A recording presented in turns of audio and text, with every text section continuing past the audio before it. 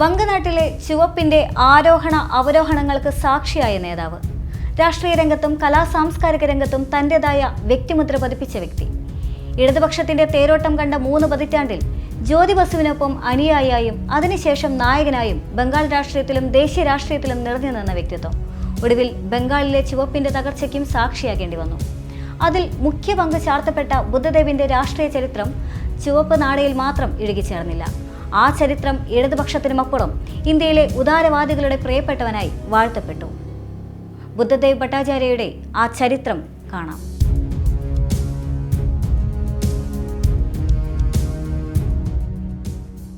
ആയിരത്തി 1944 മാർച്ച് 1 വടക്കൻ കൊൽക്കത്തയിലായിരുന്നു ബുദ്ധദേവിന്റെ ജനനം. 1966 CPIM-ൽ അംഗമായി 1968 പശ്ചിമ ബംഗാൾ ഡെമോക്രാറ്റിക് യൂത്ത് ഫെഡറേഷന്റെ സംസ്ഥാന സെക്രട്ടറിയായി തെരഞ്ഞെടുക്കപ്പെട്ടു. 1971 CPM സംസ്ഥാന കമ്മിറ്റി അംഗവും 1982 സംസ്ഥാന സെക്രട്ടേറിയറ്റ് അംഗവുമായി. 1984 CPM-ന്റെ കേന്ദ്ര കമ്മിറ്റിയിലെ സ്ഥിരം ക്ഷണിതാവായി തെരഞ്ഞെടുക്കപ്പെട്ടു.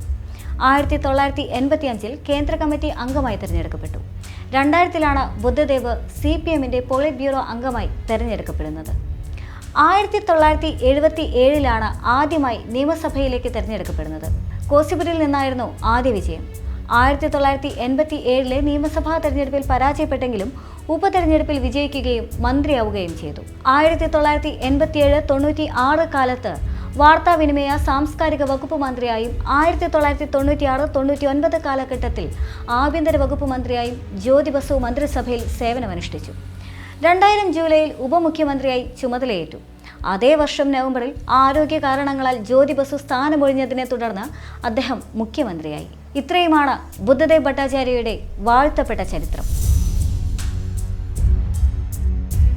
ജ്യോതി ബസുവിന്റെ മന്ത്രിസഭയിൽ മന്ത്രിയായിരുന്നപ്പോൾ ആ സർക്കാരിന്റെ പ്രവർത്തനങ്ങളിൽ, അതിന്റെ ഭരണരീതികളിൽ ഉയർന്നു വന്ന അഴിമതി ആരോപണങ്ങളിലെല്ലാം പ്രതിഷേധിച്ച് അദ്ദേഹം രാജിവെച്ചു. അന്ന് ജ്യോതി ബസുവിന്റെ മന്ത്രിസഭയെ Buddhadeb Bhattacharya council of thieves എന്ന് വിശേഷിപ്പിച്ചുവെന്നായിരുന്നു ചില മാധ്യമങ്ങൾ റിപ്പോർട്ട് ചെയ്തത്. അക്കാലത്താണ് ബുദ്ധദേവ് കെട്ടകാലമെന്ന് മലയാളത്തിൽ വിളിക്കാവുന്ന നാടകം എഴുതുന്നത്. എന്നാൽ പിന്നീട് ബംഗാളിൽ മുഖ്യമന്ത്രിയായിരുന്നപ്പോൾ ഇതൊന്നും കൊണ്ടായിരുന്നില്ല ബുദ്ധദേവ് ആഘോഷിക്കപ്പെട്ടത്. വികസനമായിരുന്നു അദ്ദേഹത്തിന്റെ ലക്ഷ്യം.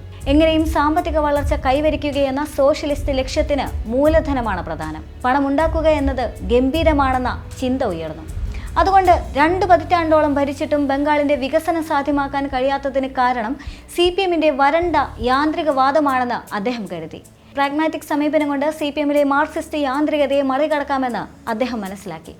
അങ്ങനെ ബംഗാളിന്റെ വ്യവസായ വികസനത്തിന് എങ്ങനെയും സ്വകാര്യ മൂലധനം കൊണ്ടുവരികയെന്ന നവലിബറൽ ഒറ്റമൂലിയിലേക്ക് CPM പോളിറ്റ് ബ്യൂറോ അംഗം കൂടിയായ അദ്ദേഹം എത്തി. അതിനു മുന്നിലെ പ്രത്യയശാസ്ത്ര പ്രായോഗിക തടസ്സങ്ങൾ അദ്ദേഹം പരിഗണിച്ചില്ല. അങ്ങനെ മുഖ്യമന്ത്രിയായി സത്യപ്രതിജ്ഞ ചെയ്ത ഉടനെ അദ്ദേഹം രത്തൻ ടാറ്റയെ കണ്ടു. പ്രായോഗിക മാർക്സിസത്തിന് ഇതോടെ ഇടതുപക്ഷത്തിന് പുറത്ത് ആരാധകരേറി. സമരങ്ങളെയും ഹർത്താലുകളെയും വ്യവസായ സംഘടനകളുടെ യോഗങ്ങളിൽ വെച്ച് അദ്ദേഹം തള്ളിപ്പറഞ്ഞു. അച്ചടക്കത്തിന്റെ ഉരുക്കുമുഷ്ടി പ്രയോഗത്തിന് പ്രശസ്തമായ പാർട്ടി നിസ്സഹായമായി നോക്കി നിന്നു. പണ്ട് കേന്ദ്രഭരണ നേതൃത്വം ഏറ്റെടുക്കേണ്ടെന്ന് കേന്ദ്ര കമ്മിറ്റി തീരുമാനത്തെക്കുറിച്ചുള്ള ജ്യോതി ബസുവിന്റെ വിഖ്യാതമായ ഹിസ്റ്റോറിക്കൽ ബ്ലണ്ടർ പ്രസ്താവനയ്ക്ക് മുന്നിൽ നിസ്സഹായമായി പോയിരുന്നു കേന്ദ്ര നേതൃത്വം. പാർട്ടി ഭരിക്കുന്ന സംസ്ഥാനങ്ങളിലെ നേതാക്കളുടെ രീതിക്ക് മുൻപിൽ ലെനിനിസ്റ്റ് സംഘടനാ തത്വങ്ങൾ നിസ്സഹായമായി പോയതിന് പണ്ടേ ഉദാഹരണങ്ങളുണ്ടെന്ന് ചുരുക്കം. ഇന്ത്യയിൽ മുഖ്യധാര ഇടതുപക്ഷത്തിന്റെ തളർച്ചയ്ക്ക് തുടക്കം കുറിച്ച കാലമായിരുന്നു ബുദ്ധദേവിന്റേത്.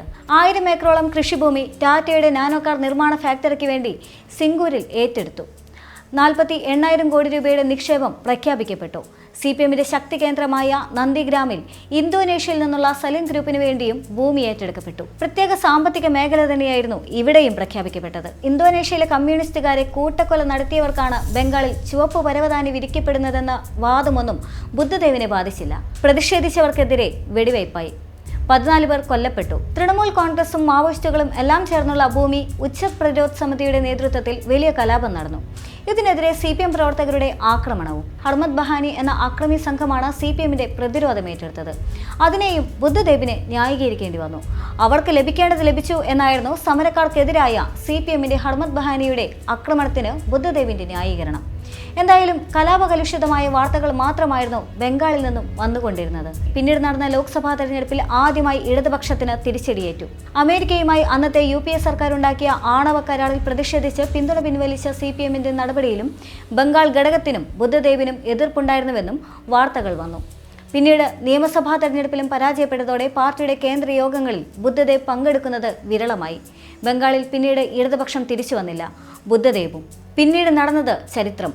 മുഖ്യമന്ത്രിയായാലല്ലാതെ വിശ്രമമില്ലെന്ന് ഒരു സമരത്തിനിടെ കൊടിയ മർദ്ദനമേറ്റപ്പോൾ ജ്യോതി ബസുവിനോട് പറഞ്ഞ മമത ബംഗാളിന്റെ മുഖ്യമന്ത്രിയായി ആ നാടിന്റെ ചരിത്രം മാറ്റി. ജനാധിപത്യം വിജയിച്ചോ എന്ന ചോദ്യം ഇപ്പോഴും അവശേഷിക്കുന്നുവെന്ന് മാത്രം. കർഷകരെ വെടിവെച്ചു കൊന്നായാലും ഭൂമി ഏറ്റെടുത്ത് വ്യവസായ വികസനം നടത്താനുള്ള ഇടത് വ്യഗ്രത അന്താരാഷ്ട്ര തലത്തിലടക്കം മാർക്സിസ്റ്റുകൾ വിമർശിച്ചു. CPMന്റെ തന്നെ സഹയാത്രികരായ വിഖ്യാത സാമ്പത്തിക വിദഗ്ധൻ പ്രഭാത് പട്നായക് അടക്കമുള്ളവർ നവ ഉദാരവൽക്കരണത്തിന് മുന്നിലുള്ള CPMന്റെ കീഴടങ്ങലാണ് പരാജയ കാരണമെന്ന് എഴുതി. തെരഞ്ഞെടുപ്പിൽ തിരിച്ചു വന്നാലും എംപറൈസേഷൻ എന്ന് അദ്ദേഹം വിളിച്ച CPMന്റെ പ്രയോജനവാദ സമീപനം തിരുത്തേണ്ടതാണെന്നും അദ്ദേഹം പറഞ്ഞു. അപ്പോഴും ബംഗാളിന്റെ വികസനത്തിന് ഉദാരവൽക്കരണത്തിനെയല്ലാതെ മാർഗമില്ല എന്ന് കരുതി ബുദ്ധദേവ്. എന്നാൽ ആ നിലപാടുകളിൽ അദ്ദേഹത്തിന് ഇന്നിതുവരെ യാതൊരു സന്ദേഹവും ഉണ്ടായിരുന്നില്ല. ബുദ്ധദേവ് പടിയിറങ്ങിയ ശേഷം എത്രയെത്ര പരാജയങ്ങൾ CPM നേരിടേണ്ടി വന്നു. നിയമസഭയിൽ പ്രാതിനിധ്യമില്ലാതാകുന്ന അവസ്ഥ പോലും പാർട്ടിക്കുണ്ടായത് അദ്ദേഹത്തിന് കാണേണ്ടി വന്നു. അപ്പോഴും തന്റെ നിലപാടുകൾ തെറ്റിപ്പോയെന്ന് അദ്ദേഹം പറഞ്ഞില്ല. വികസനത്തിന് രാഷ്ട്രീയവും പ്രത്യയശാസ്ത്രവും ഇല്ലെന്ന ഇടതു നേതാക്കളുടെയും നിലപാടുകൾ തന്നെയായിരുന്നു അദ്ദേഹത്തിനും ഉണ്ടായിരുന്നത്.